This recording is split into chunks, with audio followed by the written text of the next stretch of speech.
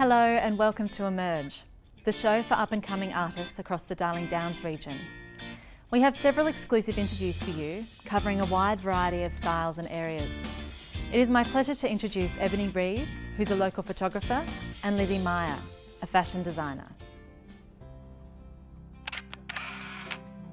My love for photography actually started in South Africa. I went there with the University of Queensland and basically just had a camera in my hand for 3 weeks straight, taking photos of wildlife. And after that I was just hooked and was like, I want to take photos of animals my whole life. It's really exciting and it's just artistic, but it's easier than painting.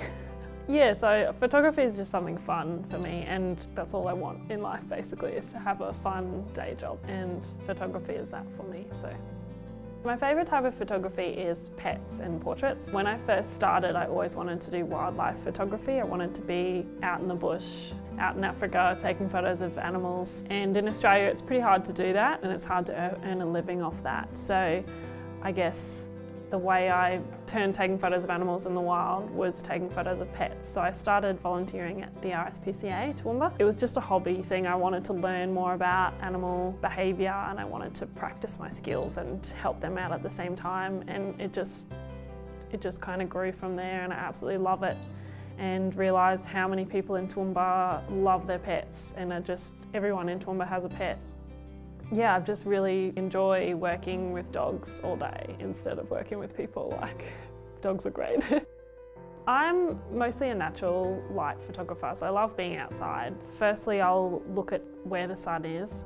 I love shooting in the afternoon, the latest afternoon as possible, because everything just glows and just looks stunning. Depending on what time of day it is, I'll look for shadows or a nice dark area of solid shadows, or that nice ray of sun shining through leaves and things. After that, I'll look for a nice backdrop. Yeah, and then I guess it's the situation of trying to get the subject to complement the background and the background to complement the subject.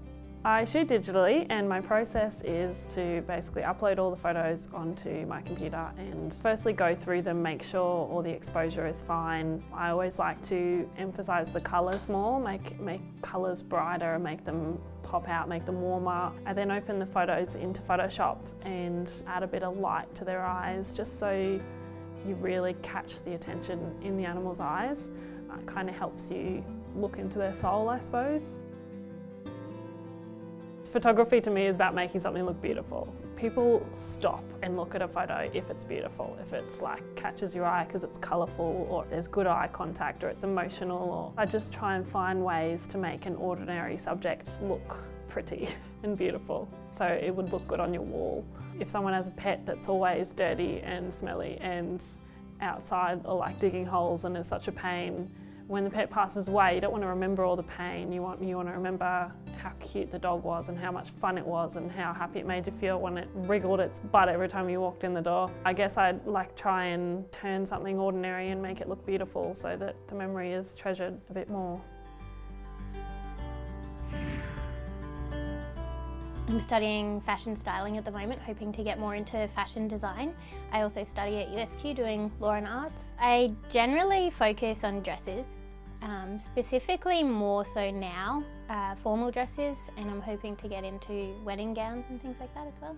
I think I'm drawn more to dresses rather than, jeans and shirts, because it's one thing that I can really express myself in. I feel like I'm more of a girly girl as opposed to someone who would wear jeans all the time. I've been married myself, wearing the wedding dress, and I know how hard it was to find something that suited me, and I'd like for it to be easier for women to find something that suits them. I just want there to be a bigger range and something that really makes them feel special. I think fashion's really important. It gets always expressed, not only society but who the people are. So you'll see someone who's walking down the street, doesn't particularly care about fashion, but they're still wearing fashion. They're still wearing something that has come from somebody who's designed this thing, and then the magazines have seen it, and then the local stores have made their own version of it and sold it. Like, everyone's wearing fashion, even if they're not interested. I probably made my first dress when I was 5, but I sort of started before then, I guess. My mum always made all of our clothes. I have 4 siblings, and we used to all match. And so I would help her make them and help her make my dresses, and then we'd all go to church matching, and it was hideous, but it was funny. So I guess, you know, that's not necessarily something I want to do with my kids, is make them all match, but I sort of did know how to make things, and then I sort of went from there. I am working on a Hessian bag dress, which was inspired by India when I went to India a couple of years ago. A friend of mine was talking about how I do fashion, and he said you should make a dress that expresses India for you. So I think part of my experience of India was that it was very beautiful, but it was also very old and gross, and you know, lots of pollution and everything. So this dress I'm working on will be beautiful as well as, you know, Hessian. My plan at the moment is to move to Adelaide, and then I want to study at the White House. It's the kind of college that if you graduate from there, you're guaranteed a job. Apart from that, I want to go and just network and meet people, go to the fashion shows and try and make some friends in the field. Now, I'm sure you're all aware of how diverse actors can be. Our next 3 emerging artists are Trevor Vanstone, Marcus Oborn and Mitch Wood. These artists have broken into 3 different forms of the performing arts: voice acting, theatre work and commercial TV. The Melbourne Cup. They call it the race that stops a nation. But both you and I know it only stops one bloody state. Why does Victoria get to have all the fun? What about this bloke? Doesn't he I'm deserve a a day off? Brisbane-based actor at the moment. Well, actually Ipswich. I graduated from USQ in 2014 and yeah, currently pursuing a career as an actor. Just from an early age, I enjoyed performing and probably being the centre of attention, as most people do. Towards the end of my high school, it wasn't looking like that would be a viable option, and then I saw a few of my friends had done a creative arts degree, which would make the parents happy because I was getting a piece of paper, and would make me happy because I'm doing something that I wanted to do. One of my mates hooked me up with a mini excavator. I'm a big bucket guy. The other engineers have all found somewhere, you know. Well, a few weeks ago I shot this ad for a machinery hire business networking that had Cole Elliott and Dave Eastgate, who are 2 pretty well-known comedians, and then David Field, who's a pretty big Aussie actor.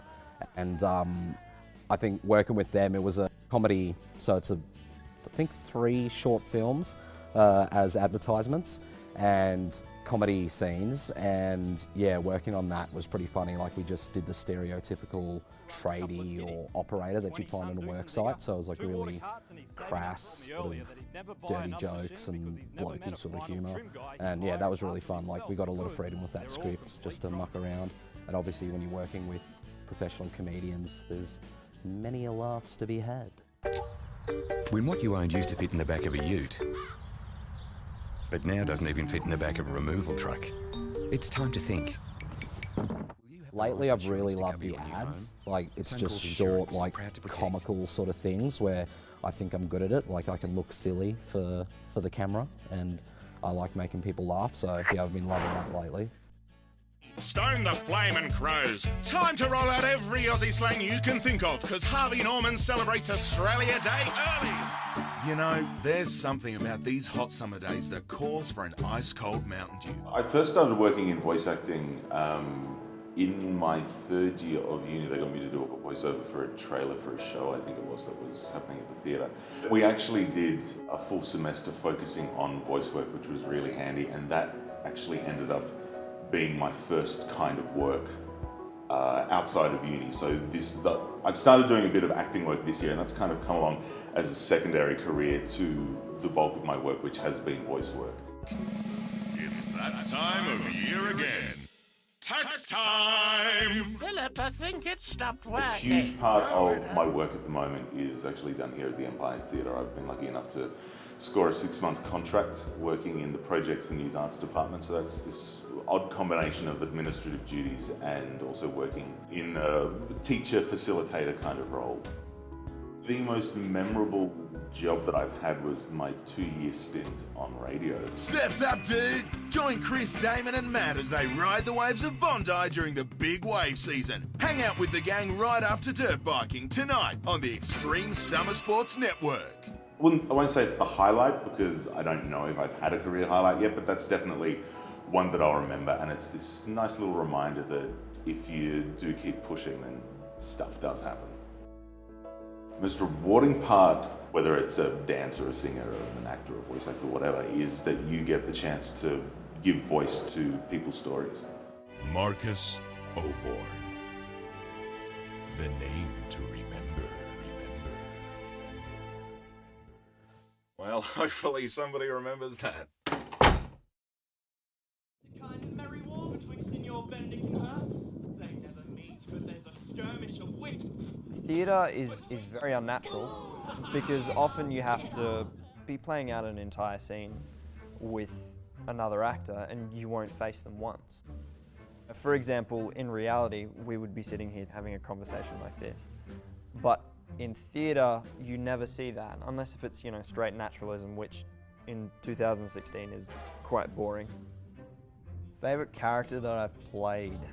I played Leonardo from Much Ado About Nothing, which, it's a Shakespeare play. I loved it purely for the interpretation we went with, and it was this coked up old rocker, kind of like a Mick Jagger or a Steven Tyler or Jim Morrison, And it was those three guys that I kind of drew influence from.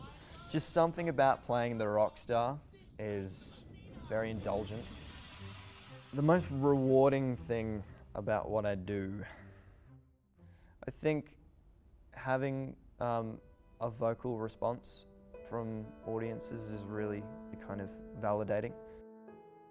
I played a role earlier this year that required me to kind of inhabit a victim, I guess, of AS, which is a spinal condition. And I had a woman come up to me after one of the days and she was in tears and she hugged me and she said, I just want to thank you for, really showing what it's like to have chronic pain. And that's just kind of an example of an affirmation of, what we do, regardless if you're an actor or a filmmaker, you have the power to influence and affect people.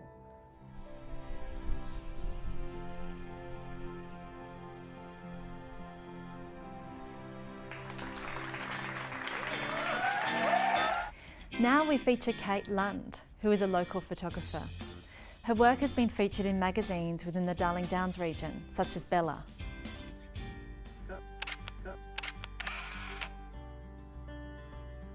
I'm studying photography in Brisbane at Griffith University. I work with both film and digital photography, and my major is currently contemporary art practice. What I find most interesting about photography is that it all comes down to light, that from technologies from way back, it's all started with exposure and opening up. Before we even had shutters, it was just how light affected what it touched and being able to capture that in different ways. It sort of started way back. I became obsessed with capturing just even very mundane moments. Started when I was about 9. I remember taking my first photos and they were sort of just really bland, and I've kind of just worked with that and went through a whole heap of phases of, macro flowers and my pets, and it's sort of gone slowly towards portraiture and just sort of almost documentary but not quite, turning things into paintings.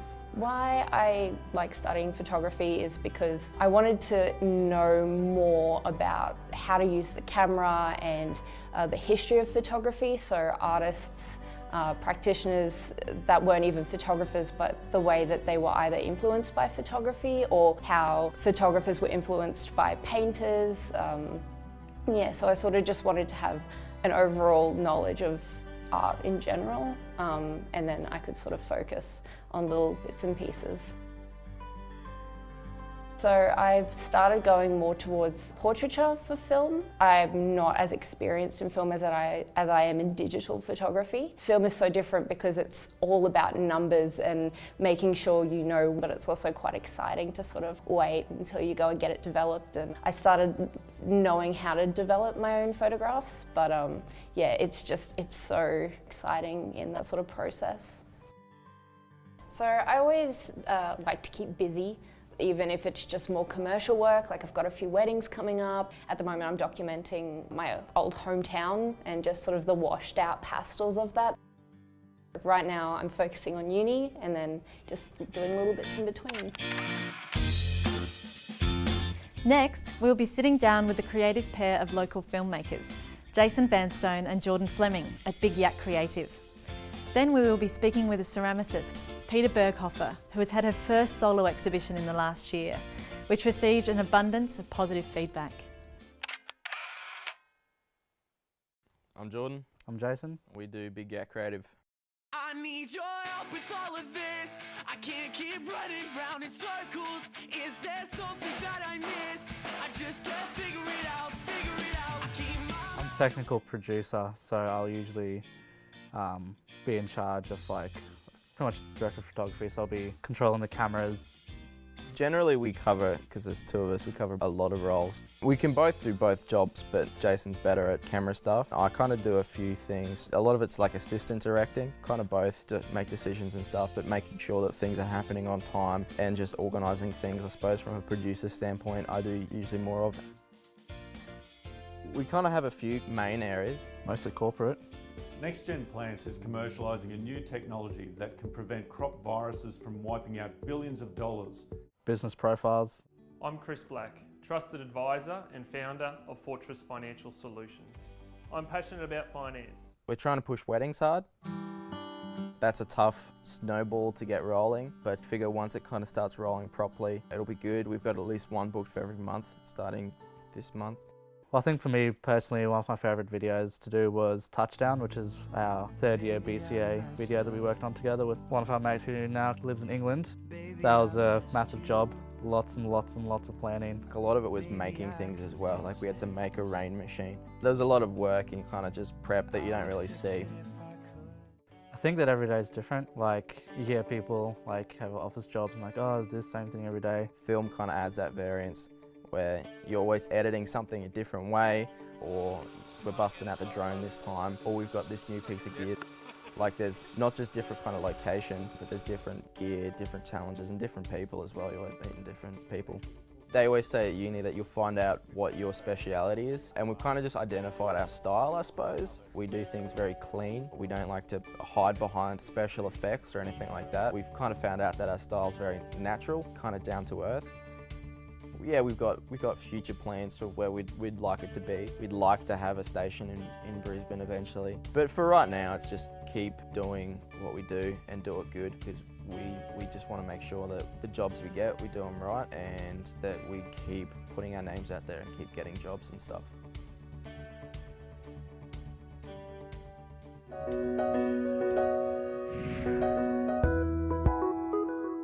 The thing that drew me to visual art the most, I guess, was just it allows me to make something from up here and create it into a physical extension of myself.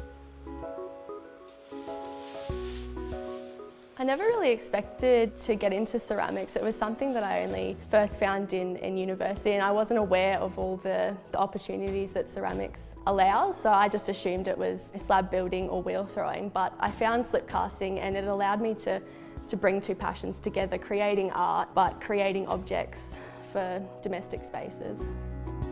Ceramics is a long process because you're not only creating the actual 3D object, but you have to fire it once, glaze the objects, fire it again, and fingers crossed it comes out the way it's meant to, and if it's not, you've got to do it all again. My favourite part of the process of making my wares would have to be, I guess, adding the colours to the clay and seeing those colours perform, and then I guess the decoration on top of the clay as well. But ceramics and the process that I use is so exciting in the sense that you get to see the overall, the entire process. So you're there for the design, the prototyping, the making of the object, the glaze, the firing, right up until the end. So it's entirely yours. So I guess the process in itself is what I enjoy most.